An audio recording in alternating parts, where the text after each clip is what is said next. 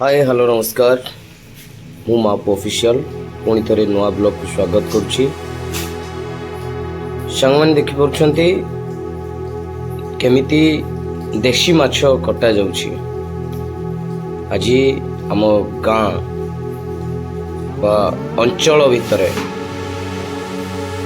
माछर मजा नेउछंती बा माछ को किणी नहीं निज घरे तरकारी करती फ्राई करती आउ माछ बेसर करती।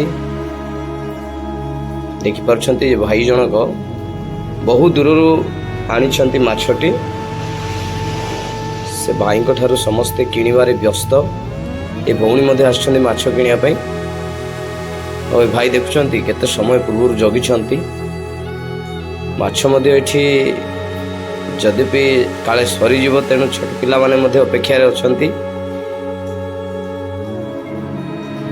कौन बाबू माने माछ किणुच ना खाऊच?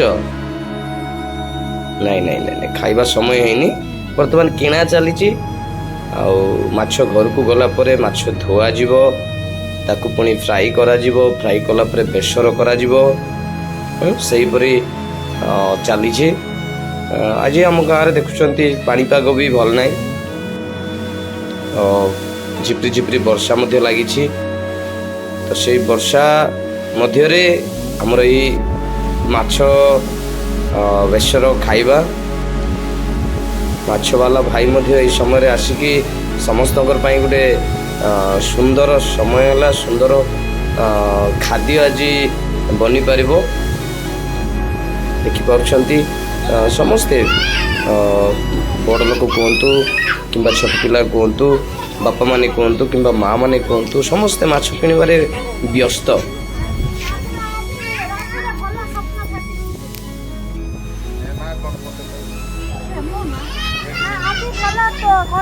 माछ तुण भल तरकारी भल स्वाद